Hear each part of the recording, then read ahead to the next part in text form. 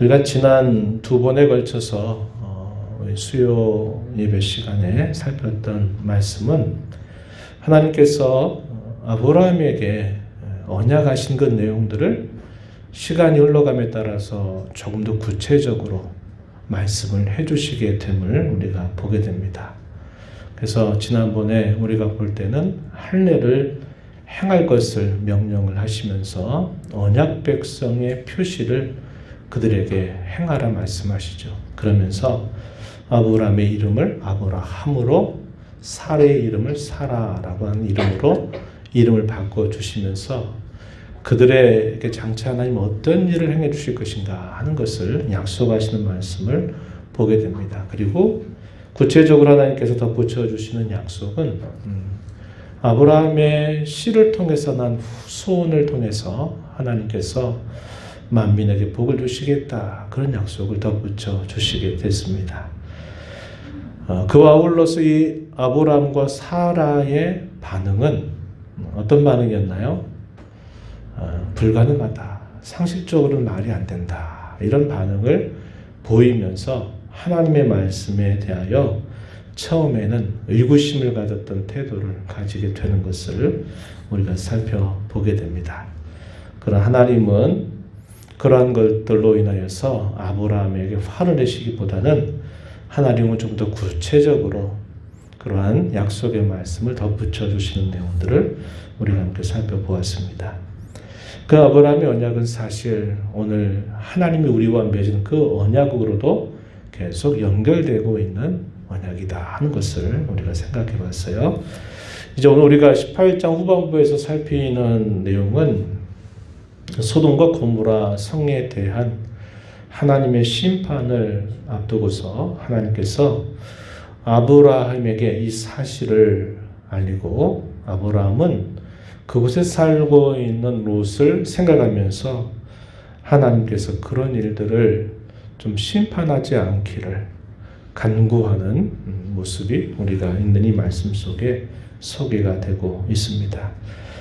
항상 어떤 일이나 어떤 사건이 성경에 기록이 될 때에는 거기에는 분명한 의도가 있고요. 또 어떤 이유가 있고 어떤 목적이 있습니다. 하나님이 행하시는 모든 일에는 아무런 뜻이 없이 그냥 닥쳤기 때문에, 주어졌기 때문에 이루어지는 일은 없어요. 그리고 우발적으로 갑자기 어떤 일이 터져서 그 일을 대처해 나가는 그런 방식으로 하나님은 결코 일하시지 않으세요. 그 말은 하나님이 행하시는 어떠한 일 속에 있어서도 반드시 하나님은 그분의 의도가 있으시고 또 이유나 목적이 있다 하는 것이고, 그런 일 속에서 우리는 하나님이 어떤 분이신가, 그분이 하시는 일, 또 그분께서 가지고 계신 그분의 성품 혹은 속성들이 무엇인가를 우리는 살펴볼 수 있게 된다는 겁니다. 오늘 우리가 살펴보는 이 이야기 속에서도 그러한 내용들을 우리가 분명히 살펴보게 됩니다. 오늘 읽은 말씀의 내용은 간단해요. 구체적인 내용은 이제 우리가 다음번 19장에서 이제 이 소돔과 고모라 성에 대한 심판의 내용들을 접하게 되는데, 오늘은 그 일이 있기 전에 어떠한 아브라함과의 대화, 어떤 것들이 있었는가 하는 것을 우리가 보게 됩니다. 세 사람이 문득 아브라함이 있는 곳으로 방문했을 때 아브라함은 그 낯선 사람들을 아주 극진히 대접하는 모습을 보여주었습니다. 뭔가 귀하게 보이는 사람이었기 때문에라기보다는 낯선 이방인이 찾아온 것을 아주 귀하게 여기는 마음을 가지고 정성스럽게 접대하는 모습을 보여줘요. 그런데 접대하는 그런 과정에서 깨달은 것입니다. 아, 천사들이 방문했구나. 또 여호와의 사자께서 오셨다고 하는 사실들을 발견하게 됩니다. 그래서 우리가 지난번 살폈던 것처럼 부지 중에 천사를 대접한 사람이 있었다. 바로 그 사람이 아브라함이었다 하는 것을 우리가 살펴본 바가 있어요.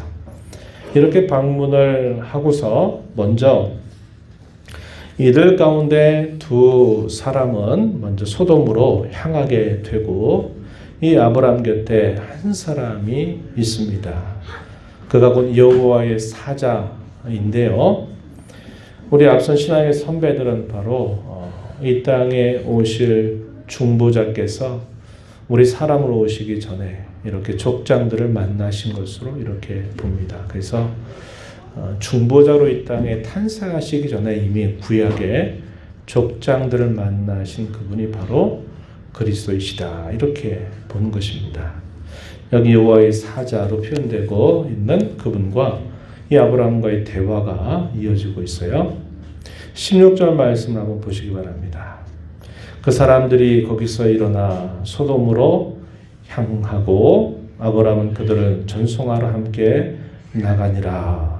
그때 여호와 하나님께서 그들 가운데 한 사람이죠. 한 사람이 바로 여호와 하나님이시다, 이렇게 표현되고 있어요. 여호와께서 이르시되 내가 하려는 것을 아브라함에게 숨기겠느냐.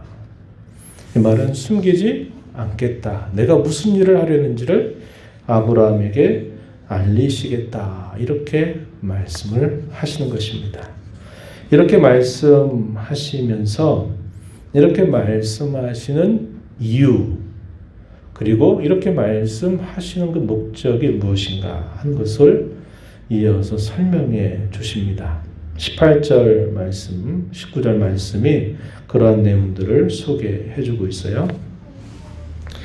우리가 이유라고 말할 때는 앞선 부분에 내가 어떤 일들을 할 때 왜 했느냐 했을 때, 내가 어떤 일을 하기 전보다 앞선 어떤 것들을 말할 때 왜 하게 됐느냐 했을 때 그걸 이유라고 말하죠. 그럼 목적이라고 말하는 것은 어디냐?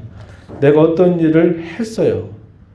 그런데 무엇을 위해서 그것을 했느냐 하는 것은 그 일을 행한 결과가 어떠기를 바라고 그 일을 하는가 하는 걸 말해요. 그래서 이유하고 목적이라고 하는 것은 어떻게 보면 비슷한 것처럼 보이지만, 이유는 어떤 일을 행하기 전에 왜라고 하는 것에 대한 설명을 말하는 것이고, 목적이라고 하는 것은 어떤 일을 행하고 나서 무엇을 나타내기 위해서 하냐 할 때 그것은 그 일 후에 기대하고 이루어질 일들에 대한 내용을 말하는 것입니다. 그래서 그러한 내용들을 생각하면서 이 말씀을 우리가 좀 살펴보는 것이 좋을 것 같아요.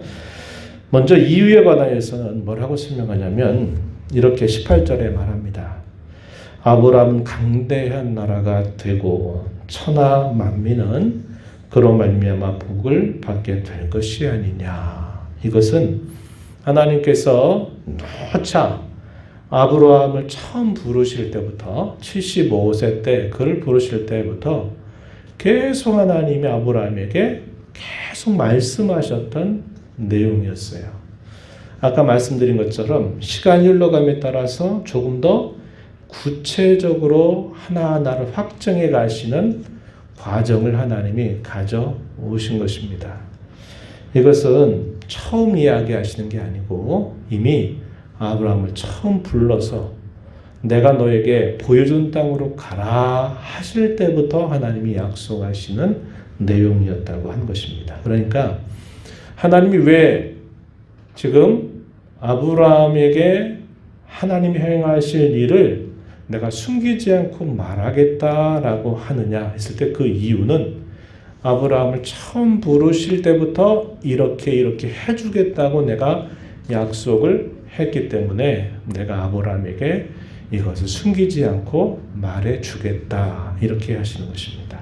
그래서 이 18절은 아브라함에게 하셨던 약속 혹은 언약이 이유가 되어서 내가 그에게 하고자 하는 일을 알려주겠다, 이렇게 말씀하시는 내용이죠. 그러면 목적은 뭘까요? 그 일을 행해서 결국 하나님이 아브라함에게 무엇을 보여주시려고 하느냐, 무엇을 알게 해주시려고 하느냐 하는 그 일을 행한 뒤에 무엇을 하나님이 바라시는가. 19절 말씀 한번 보시기 바랍니다. 19절에는 그 목적을 소개해 주고 계세요.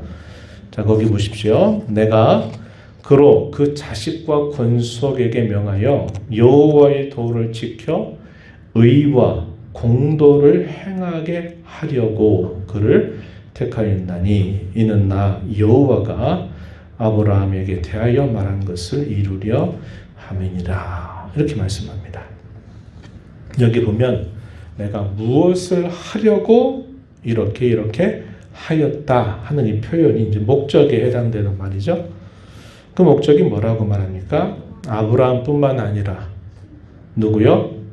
아브라함의 자식, 그리고 권속이란 말은 가족을 뜻하는 말이에요. 아브라함의 후손들, 그리고 모든 그의 가족들이 다 여호와의 도를 지켜서 의와 공도를 행하게 하실 목적으로 하나님이 이 일에 대하여 아브라함에게 말씀해 주신다. 이렇게 그 목적을 설명해 주고 있다 한 것입니다. 이 구절이 중요한 구절입니다. 중요한 구절이에요. 우리가 앞서서 17장 1절 읽었던 말씀과 그 뜻이 같다고 보셔도 됩니다. 17장 1절 말씀을 한번 앞으로 가셔가지고 보실까요? 이렇게 말합니다. 아브라함이 99세 때 여호와께서 아브라함에게 나타나서 그에게 이르시되 나는 전능한 하나님이라. 너는 내 앞에서 행하여 완전하라. 전능한 하나님, 이 말은 그때도 설명드렸듯이 하나님의 명칭, 이름 가운데 하나다 그랬어요. 엘 샤다이라고 부르는 그 이름을 말씀해 주신 겁니다. 그러면서 내가 전능한 하나님 엘 샤다이이다 이렇게 말씀하시면서 너는 내 앞에서 행하여 완전하라 이렇게 말합니다. 완전하라. 완전하라고 하는 이 말의 의미는 무슨 말인지 이해가 되시죠? 하나님 앞에 의롭고 진실하고 참되게 살아가도록 해라. 이것을 말씀하시는 내용이 된다 하는 것입니다.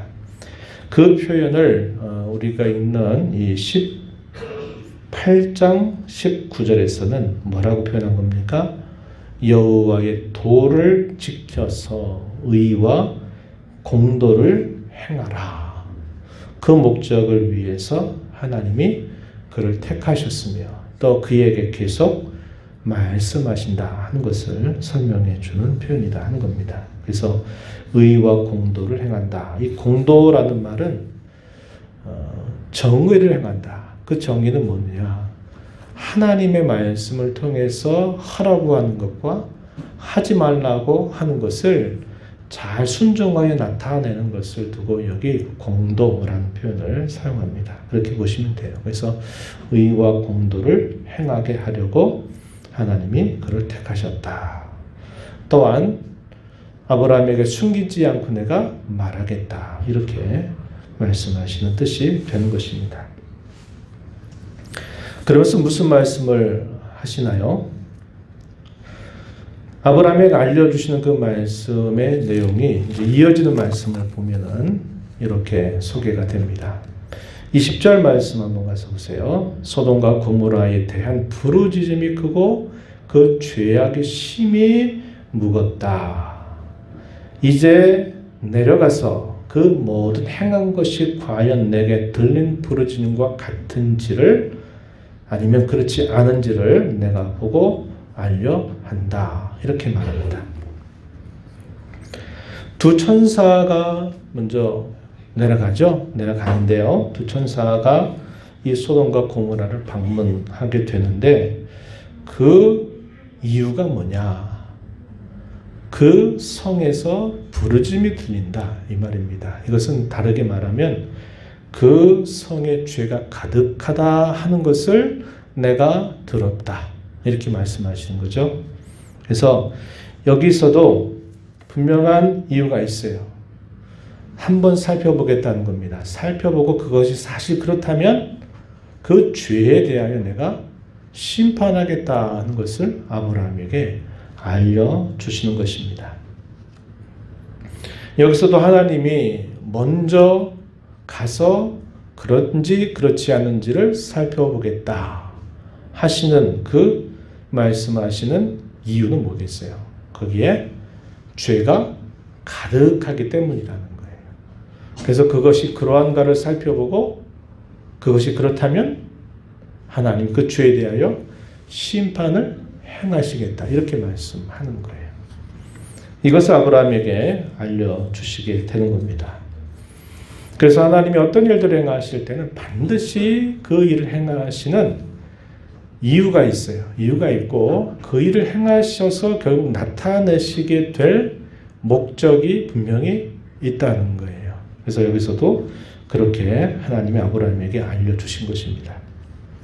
자, 이 말을 들은 이 아브라함이 딱 이런 말씀을 들으면서 누가 떠올랐을까요? 네, 그의 조카였던 롯의 식구들이 떠오른 겁니다. 참 우리가 쭉 살펴왔던 말씀을 보면 이 아브라함과 롯은 뗄 수 없는 관계예요. 그런데 롯은 아브라함에게 삼촌 대접을 잘 하지 않았어요. 그죠? 자기가 먼저 항상 선점하려고 하는 태도를 항상 버리지 못했어요. 큰 위기를 한번 만났었잖아요. 그죠? 만났을 때 아브라함이 그 지역의 동맹자들과 더불어서 자기의 집에서 길렀던 318명의 사람들을 데리고 밤에 쫓아가서 잡혀 있었던 이 롯과 모든 소유를 다시 되찾아올 만큼 아브라함은 이 롯에게 많은 일들을 행하게 됩니다. 그런데 그런 일이 있고 나서도 롯은 어떻게 했다는 말이에요? 그 소돔 땅에 여전히 또다시 살고 있었다 하는 겁니다. 거기 살다가 그야말로 가족 전체 운명이 끝나버릴 만큼 큰 위기 상황을 맞았었고 삼촌 아브라함의 덕으로 그가 건짐을 받아서 새로운 삶을 살게 됐는데 여전히 그는 그 소돔 그곳에서 떠나지 않고 살고 있었다 이 말이죠. 그래서 그런 것들을 보게 되면 참 이 관계라는 게 좋은 관계가 아니지만 이 아브라함은 그래도 이 롯을 늘 생각을 하게 된 겁니다. 그곳에 롯이 떠올랐어요. 그래서 하나님께 이 여러 차례 말씀드리는 그 내용이 이제 우리가 살펴보게 되는 뒷부분에서 쭉 소개가 됩니다. 그 내용이 23절부터요 마지막 절까지 쭉 소개가 되는 내용이에요. 어떤 내용입니까? 하나님께서 다시 한번 좀 생각해 주세요. 이런 간청입니다. 거기에 롯이 있다고 하는 것을 알았던 아브라함은 하나님, 그래도 여기 의로운 사람이 있지 않습니까? 하나님을 아는 사람이 있잖아요. 그런데 하나님, 어떻게 그 도시를 멸하시려고 하십니까? 그러면서 하나님께 여러 차례 말씀을 드리는 내용들이 쭉 소개가 됩니다. 23절 말씀 보십시오. 아브라함이 가까이 나가 이르되 주께서 의인을 악인과 함께 멸하려 하시나이까 이렇게 말합니다. 의인을 악인과 함께 멸하시나이까 할 때 이 의인 누굴 떠올렸냐면 롯을 떠올렸을 것이에요. 그러면서 거기에는 그래도 하나님을 아는 사람이 있지 않습니까? 하나님을 섬기는 사람이 있는데 어떻게 그 도시를 악인들과 함께 그 하나님을 섬기는 사람조차 함께 멸하려고 하십니까? 이렇게 하나님 앞에 아뢰는 거예요. 그러면서 처음 말씀드리는 내용이 50명이 만약에 그곳에 있다면 하나님 그 성을 멸하지 말고 용서해 달라라고 간청하게 되는 것입니다. 24절에 그 성 중에 의인 50명이 있을지라도 주께서 그것을 멸하시고 그 의인을 위하여 용서하지 아니하시리까. 이 말은 무슨 말이에요? 하나님 용서해 달라는 거예요. 그 도시를 멸하지 말아 달라라고 간청하는 아브라함의 요구입니다.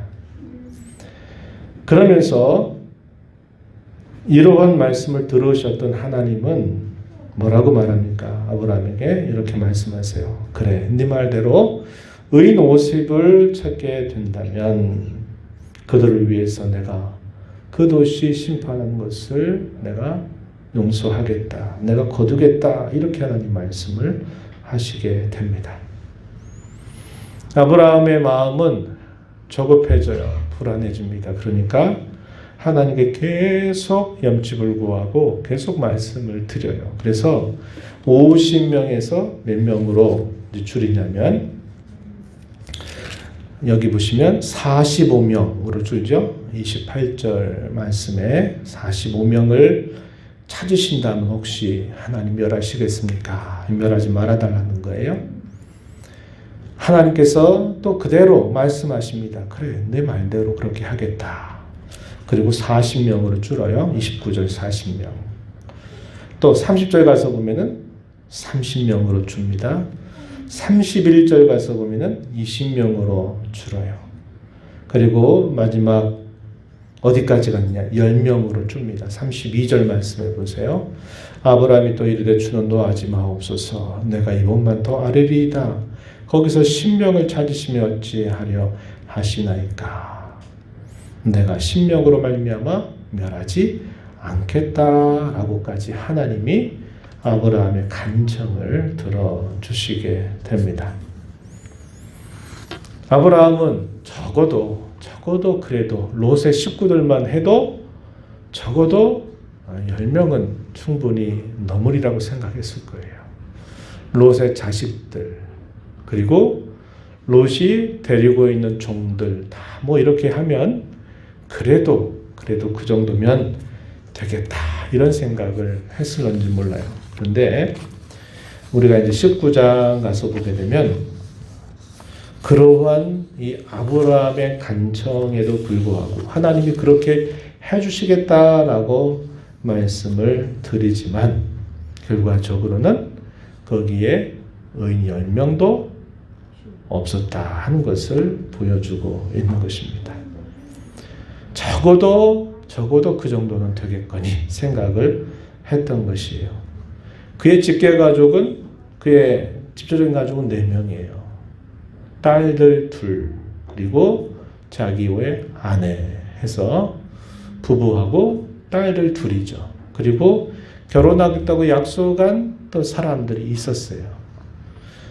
그런데 결국은 그렇게 다 따져봐도 말한 그 의인 10명이 되지 못하고 있었다는 것을 말해주고 있습니다. 우리 살펴보겠지만 롯의 아내조차도 거기서 빠져나온 듯 하다가 어떻게 됐죠? 네, 말씀 명령을 어겨가지고 결국 소금 기둥으로 결국 그의 운명이 끝나버리는 걸 봤을 때 이 롯의 아내마저도 그가 하나님을 잘 섬겼다라고 보기가 어려운 것입니다. 그런 비극적인 결말을 맞게 되는 모습을 우리가 이제 살펴보게 된다 하는 겁니다. 우리가 이런 내용들을 통해서 우리가 살펴보는 내용들이 있어요. 그것이 뭐냐 하는 것은 이 아브라함이 이 롯을 생각하면서 계속적으로 하나님 앞에 그 중재하는 모습이죠. 이걸 중보한다라고 말하진 않습니다. 중재한다. 이거를 신약 성경의 용어로 말하면 도고하는 거예요. 도고. 하나님과 그 사람 사이에서 하나님이 도와달라고, 하나님이 은혜를 달라고 기도하는 걸 말해요. 우리가 다른 사람을 위해서 기도한다. 이걸 도고라고 말합니다. 아브라함은 그의 조카 롯을 생각하면서 계속적으로 염치불구하고 여러 차례나 하나님께 도구를 올리면서 심판받지 않기를 간절하게 구하는 그의 자세를 보게 됩니다. 이 아브라함의 이러한 심정은 하나님의 마음을 보여주는 것이기도 합니다. 지금도 하늘의 우편 보호자에서 누가 우리를 위해 이렇게 계속적으로 중보를 하실까요? 그리스도께서 그렇게 하신다 하는 겁니다. 주님이 하시는 이 일에 대해서 우리가 중보기도다 이렇게 말해요. 그러나 우리가 성도를 위해서 기도하는 것을 두고는 중보기도라고 말하지는 않아요. 그래서 도고라고 말하는 겁니다. 그래서 구별해서 우리가 용어를 사용할 할 필요가 있어요. 우리의 중보자는 오직 그리스도 외에 아무도 없어요. 그래서 우리는 예수님께서 지금도 저와 여러분을 위해서 우리가 날마다 범하는 죄, 연약함, 실수를 위하여 계속적으로 우리의 죄를 용서해 주실 것을 강구하고 계시다 하는 겁니다. 그것이 우리에게는 그리스도의 공로라고 말하는 것이 되는 것이죠. 그러한 마음을 따라서 하나님이 주의 자녀들에게, 그의 백성들에게 기뻐하시는 것도 끌어안고 기도하는 거예요. 마치 자기 같은 동족들의 어떤 형편을 자기 형편처럼 끌어안고 기도하는 거죠. 우리가 구약 성경에 보게 되면 지도자들, 특별히 정말 신앙이 두텁고 진실한 지도자들의 특징은 뭡니까?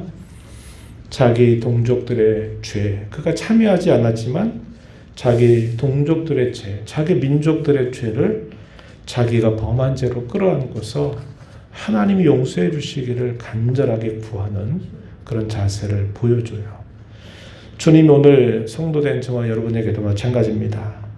그저 나 하나 추스리고 나한 사람 그저 무탈하게 지내면 된다. 그러면 그것으로 만족할 것이 아니고 우리는 교회 전체를 끌어안고 그것이 나의 문제처럼 여기면서 기도하는 것이고 또 나의 가족들을 끌어안고서 그것이 바로 나 자신처럼 생각하면서 하나님 앞에 기도하는 것이고 때론 나라와 민족이 잘못된 길을 걸어가고 있을 때 그 나라와 민족을 마치 나의 문제처럼 끌어안고서 하나님 앞에 기도하는 자세를 하나님 우리에게 요구하고 계신다 하는 것입니다. 이러한 것들이 우리 주님이 하나님과 우리 사이에서 화평을 이루셨던 것처럼 우리가 나와 우리의 가족, 하나님과 우리 가족들 사이에 또 나와 다른 성도 사이에서 내가 하나님 앞에 그렇게 화목을 이루어가도록 기도하고 하는 일들을 하나님 우리에게 기뻐하신다 한 것입니다. 그래서 우리가 이걸 통해서 도구하는 것이 얼마나 중요한 것인가를 다시 한번 배우고 비록 내가 나 자신의 문제를 두고 기도하는 일을 조금 못한다 하더라도 내가 속해 있는 나의 기관이나 식구들과 또 성도들, 특별히 어려움 가운데 있거나 시험에 빠져 있거나 하는 그런 여러 성도들, 나라의 어려움이나 또 나라가 잘못된 길을 가고 있을 때는 그것을 갖고 기도하는 것을 하나님은 기뻐하신다 하는 것입니다. 그럼 하나님이 내 필요 모르실까요? 다 아시잖아요. 나보다 내게 필요한 것들 잘 아신 하나님이 하나님께서 구하지 않아도 우리에게 필요한 것들을 공급해 주신다 하는 것을 우리가 굳게 믿고 다른 사람을 위해서 기도하는 일 더 힘을 내서 잘 감당해가는 저와 여러분이 되기를 바랍니다.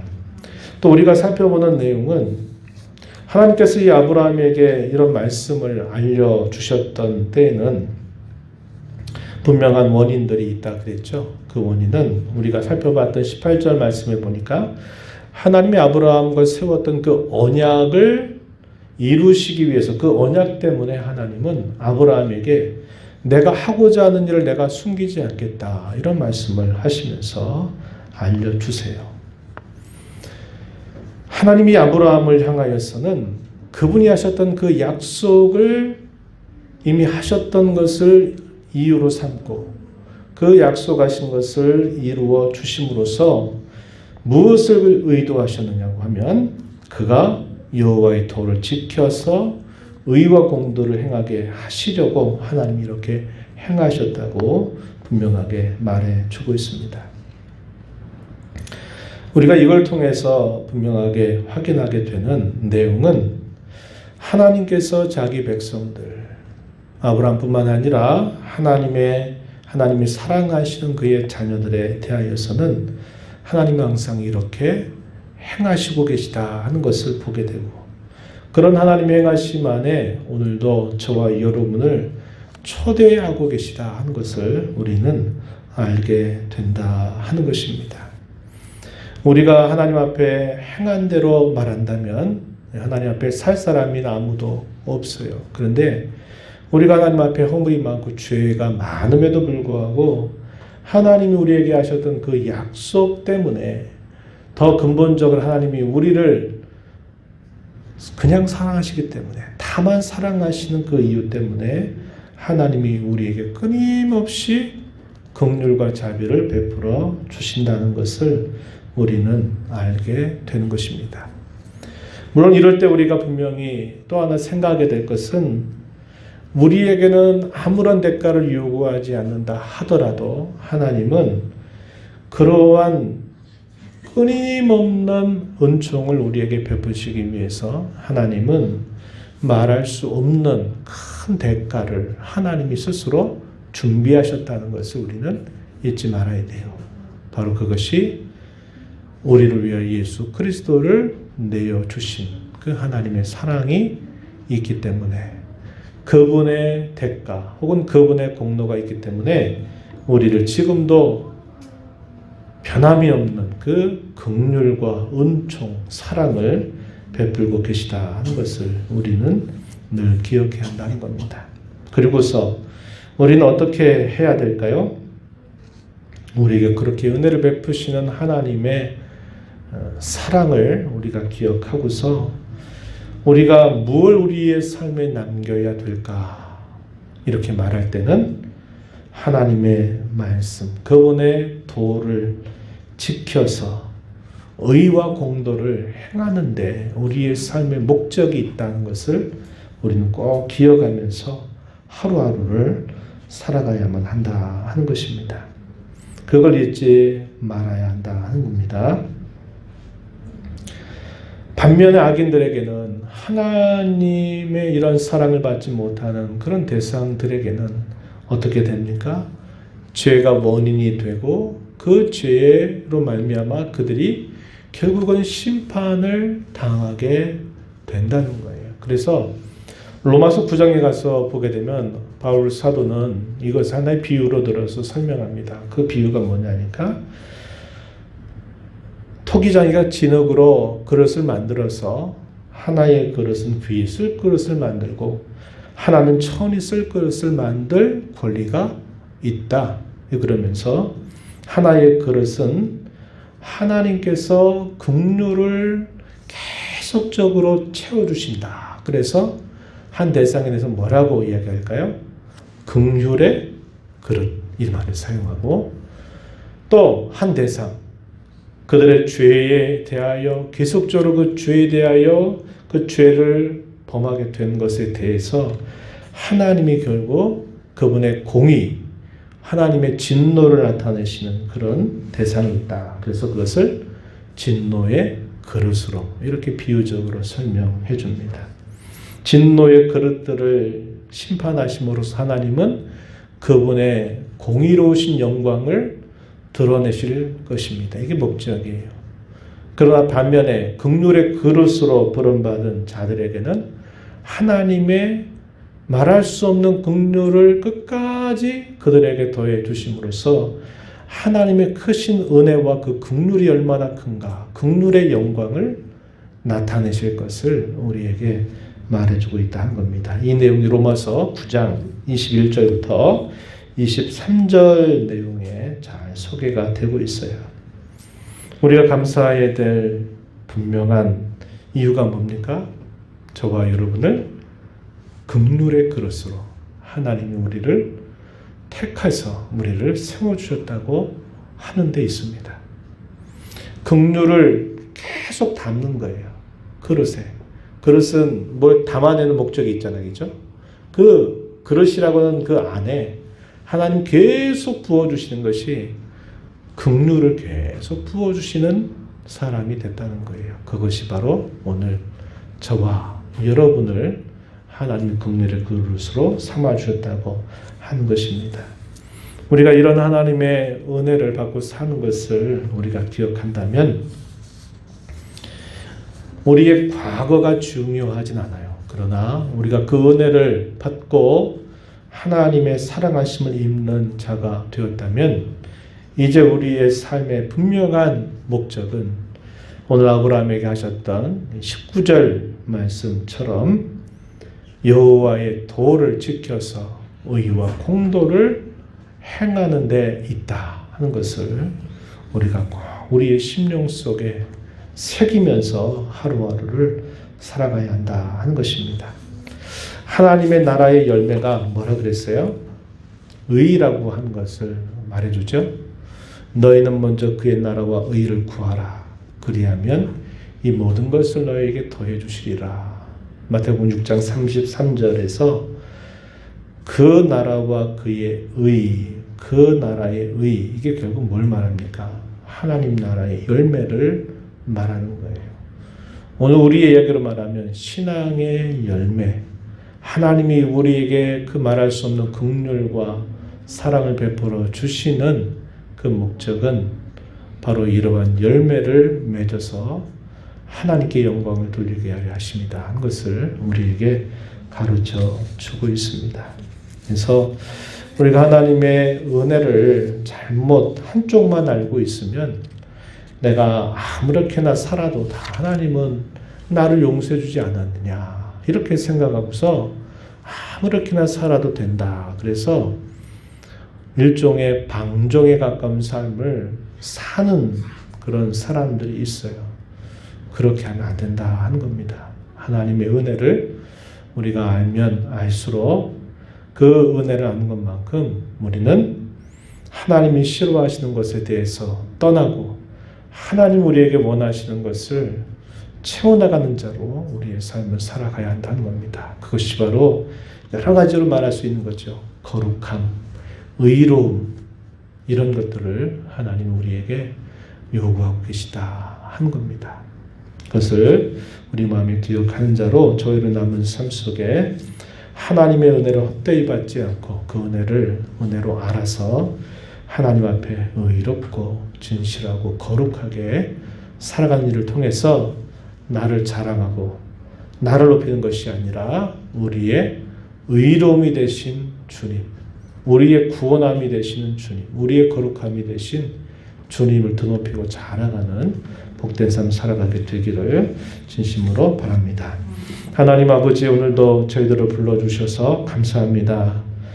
아브라함에게 소돔과 고모라 성에 대한 죄악과 또 그것이 사실 그러한 것을 살펴보고 그에 따라 심판을 행하실 수 있다는 것을 예고하셨던 이 하나님, 아브라함은 그 하나님의 마음을 헤아리면서도 롯을 생각하면서 간절하게 구하는 그런 태도를 또 버리지 않았습니다. 그것을 기뻐하신 하나님은 또 아브라함에게까지 요구를 들어주셨던 것을 저희가 생각하며 오늘을 살아가는 저희들에게 가족을 품고 또 우리의 이웃을 품고 교회를 품고 이 나라와 이 민족을 품고 기도하는 일들, 하나님 기뻐하신 이름을 저희가 가르쳐 주셨사오니 더욱 하는 일을 잘 감당하는 저희들 모두가 되게 하여 주옵시고 주께서 긍휼의 그릇으로 삼아주셔서 다함이 없는 그런 긍휼을 저에게 늘 담아주시는 그 은혜를 알면 알수록 저희들 그 하나님의 은혜에 대한 기대를 갖고 하나님의 거룩한 말씀을 따라서 의의 열매, 거룩한 열매를 맺어서 우리의 의로움과 거룩함 되신 주님만 높이고 자랑하는 복된 삶을 살도록 도와주시며 인도하여 주옵소서. 예수님 이름으로 기도하옵나이다. 아멘.